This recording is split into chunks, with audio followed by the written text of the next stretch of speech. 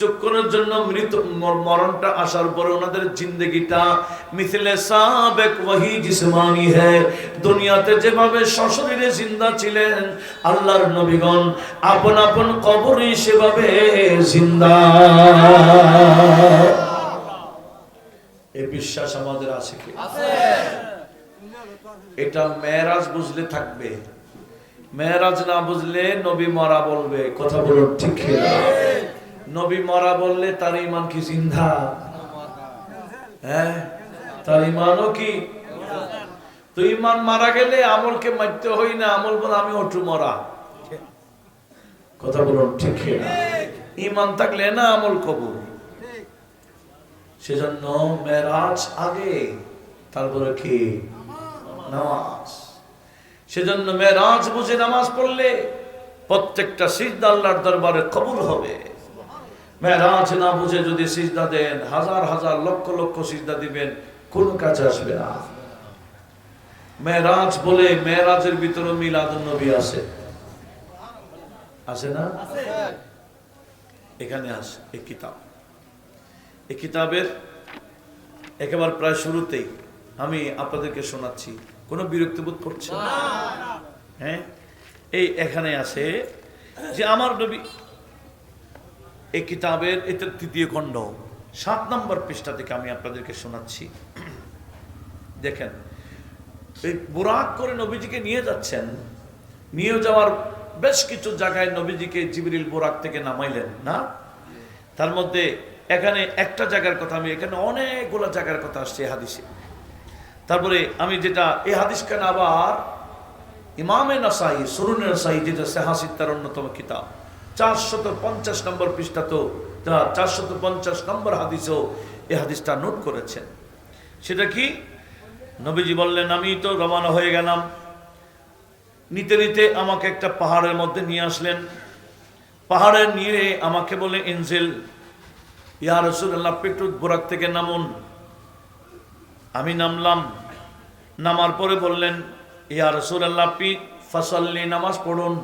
সুবহানাল্লাহ। ফাসাল্লাইতু রাকাতাইন, আমি 2 রাকাত নামাজ পড়লাম। জিবরিল বলেন, আতাদরি আইনা সাল্লাইতা, হুজুর আপনি কোথায় নামাজ পড়ছেন জানেন? বলে বলো।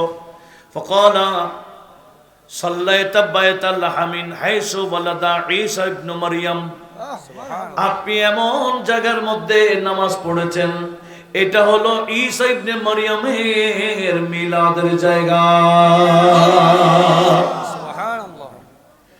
ঈসা আলাইহিস সালামের মিলাদের জায়গায় যদি আমাদের নবী নামাজ পড়তে পারেন, আমাদের নবীরও মিলাদের জায়গা আছে কিনা বলেন?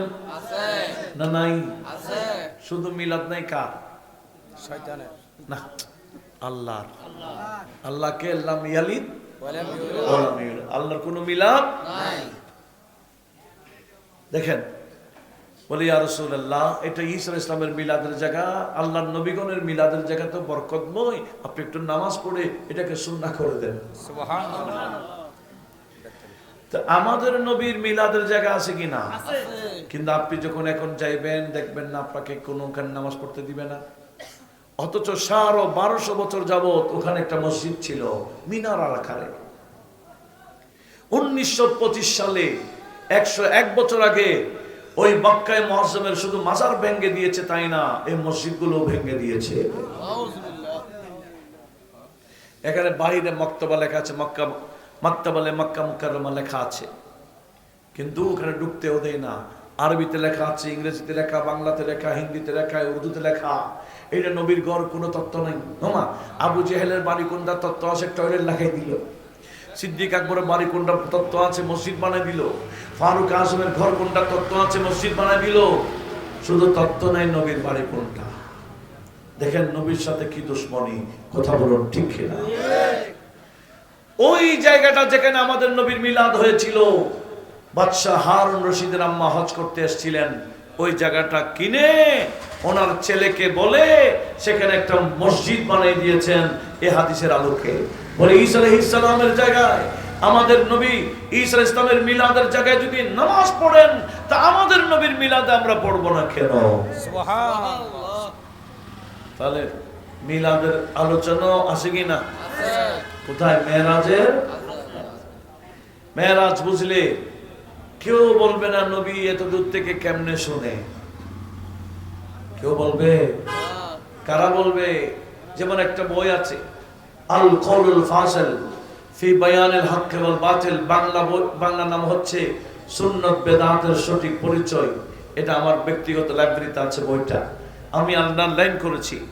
সেখানে লেখা আছে কেউ যদি নবীকে সালাম দেওয়ার সময় খেয়াল করে যে নবীজি শুনছে, সাথে সাথে কাফের হয়ে যাবে। নাউজুবিল্লাহ। লিখেছে বিশাল এক আল্লামা, যে আল্লামাকে আমার আল্লাহ খুব বেশি লাঞ্ছিত করে নিজের ছাত্রদেরকে ছাত্রদের মাধ্যমে মায়ের খাইয়া কবরে গেছে। আসে না এরকম? ওনার এই বইটা উনি লিখেছেন কেউ যদি বলে নবী শুনছে ইয়া নবী সালাম আলাইকুম বলে সালাম দেওয়ার সময় কাফের হয়ে যাবে। সে মনে করছেন নবীর কান এটা তার মতো। নবীর কান কি তার মতো? কেন মেরাজ বুঝে নাই? শারহে বুখারী শেখুল ইসলাম আল্লামা ইবনে হাজার আল আসকালানী ওনার ফাতহুল বারী শারহে সহিহুল বুখারীর 13তম খণ্ড 80 নম্বর পৃষ্ঠার মধ্যে হাদিস নোট করেছেন কি জিবরিল বলেন আমি নবীর সিনাকে যখন অপারেশন করে কলব বের করলাম, কলব বের করে দেখলাম কলবুন সাদীদুন ফীহি আইনানি তুবসরানি ওযনানি তাসমাআনি। আমি জিবরিল নবীজির কলব দেখলাম তুলতুলে নরম। এই কলবের মধ্যে এমন দুইটা চোখ দেখলাম, যে চক্ষু দিয়ে নবীজি সামনে যেভাবে দেখেন, পিছনে বরাবর দেখেন, পার্টিশন না থাকলে যেভাবে দেখেন, হাজারো পার্টিশন হলেও দেখেন, কাছ থেকে যেভাবে দেখেন, দূর থেকেও সেভাবে দেখতে পান। এই চক্ষু দুইটা নবীকে কে দিয়েছেন? কোথায়? সেজন্য আমরা ঘুমাইলে ঘুম থেকে উঠে কেউ নামাজ পড়তে পারি না, আগে কি করতে হয়? কিন্তু আমার নবীজি ঘুম যেতেন, এমনকি নাক মোবারক দিয়ে আওয়াজ বের হতো, গভীর ঘুম থেকে উঠে ওযু না বানাইয়া নামাজ পড়াই দিতেন।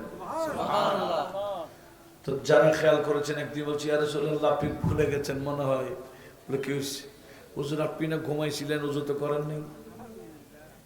তো নবীজি বলছেন আমাকে তোমাদের কাতারে নিয়ে যাচ্ছ? নবীজি বলছেন সেখানে উত্তর দিতে গিয়ে বললেন আয়নানি তানামানি ওয়া কলবি ইয়াকজান। আমার কপালের চোখ ঘুমাইলে কি হয়, ওই কলবের যে চক্ষু দিয়েছেন এগুলার তো ঘুম নাই, যার কারণে আমি ঘুমাইলো খবর রাখি, আমি দেখি, ঘুমাইলো আমার ওযু যায় না। নারে তাকবীর, নারে রিসালাত, নারে গাউসিয়া, মেরাজুন নবী, ইশকে মুস্তাফা জিন্দাবাদ। নবীর সাথে তুলনা আছে? নাই। যার কোনো তুলনা নাই উনি আমাদের নবী, ঠিক কি না? जिसका कोई सानी नहीं, जिसका कोई सानी नहीं, वो नबी हमारा है, वो नबी हमारा है, वो नबी हमारा है। जिसका कोई सानी नहीं वो नबी हमारा है, मुस्तफा की अज़ीमती का, मुस्तफा की अज़ीमती का हद है ना किनारा है, हद है ना किनारा है, वो नबी हमारा है, वो नबी हमारा है। झूर पर है तोहफा भी, डगमगाई नैया भी, झूर पर है तोहफा भी, डगमगाई नैया भी, आप जब करम कर दे या रसूल अल्लाह या हबीब अल्लाह या रसूल अल्लाह या हबीब अल्लाह, आप जब करम कर दे तो सामने किनारा है, वो नबी हमारा है। सलातुनिया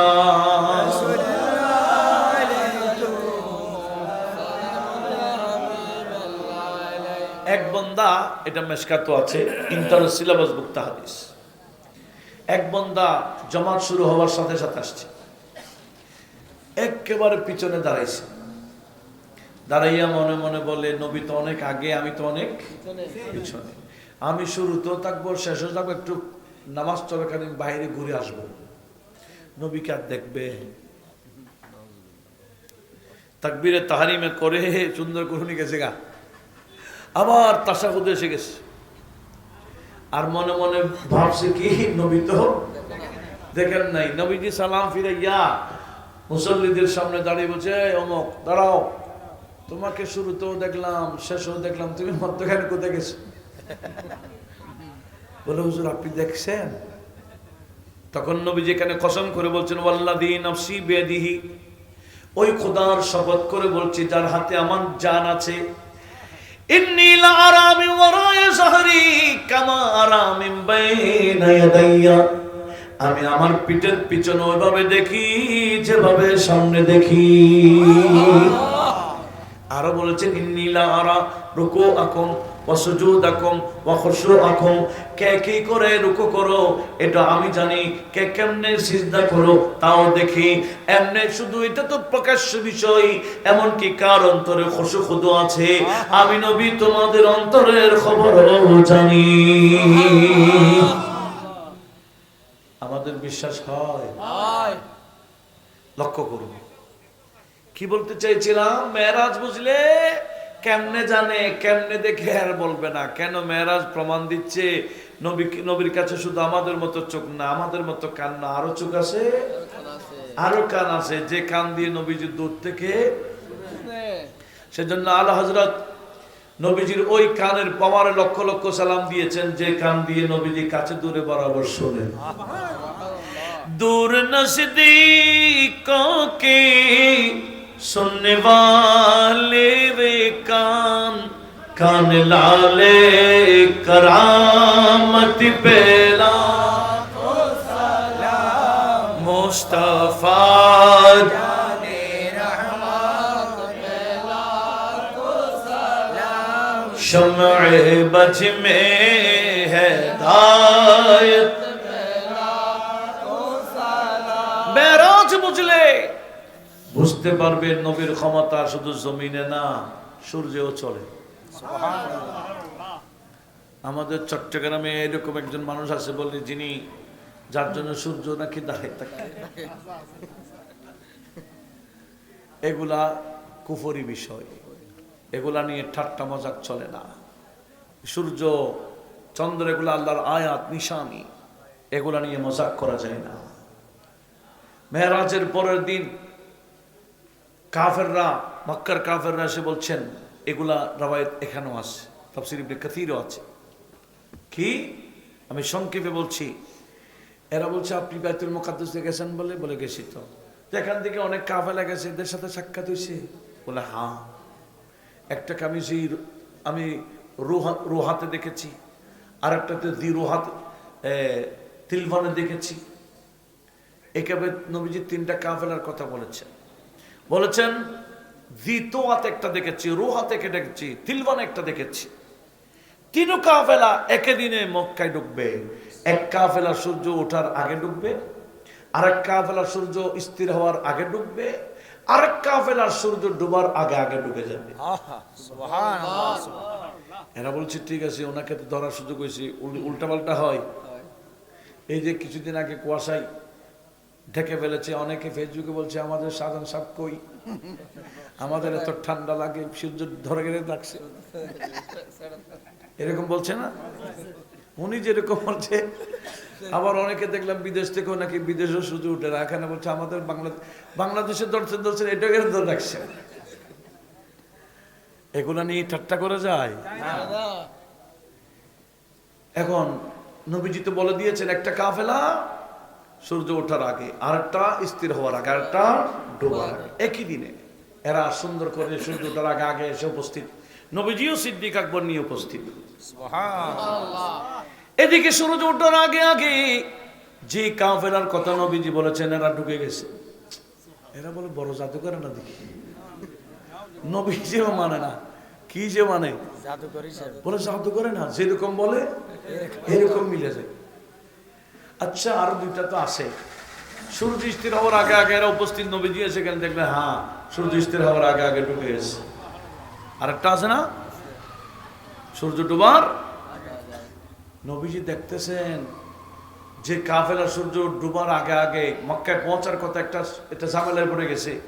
আমাদের যানজট হয় না এরকম, যানজট হয় কিনা, সমস্যা হয় কিনা, এরকম অ্যাক্সিডেন্ট হয়ে গেছে, দেরি হয়ে গেছে। নবীজি দেখতেছেন কাফেলা এখনো তো নেমে রয়ে গেছে। কোথায়?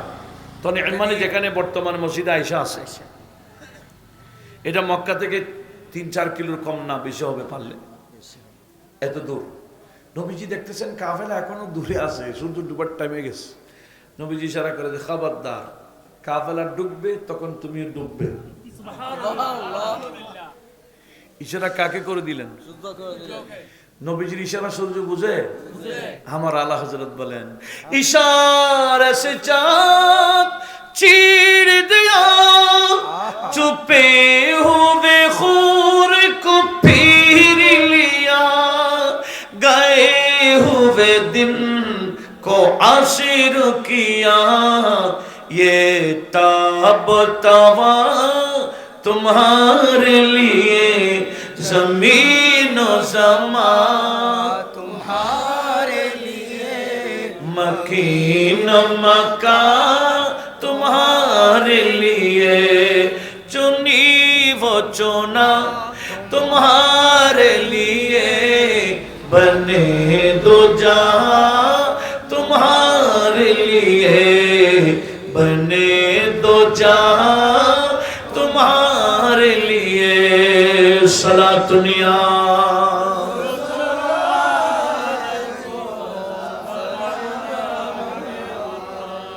তাহলে মেরাজ বুঝলে সব মেরাজের ভিতরে আসে কিনা? সেজন্য আগে মেরাজ বুঝতে হবে, তারপরে নামাজ পড়েন। আল্লাহ আমাদের সবাইকে এই মেরাজের নবী বোঝার তৌফিক দিক, আমিন। চলুন নবীকে একটু সালাম দিই। ইয়া নবী সালাম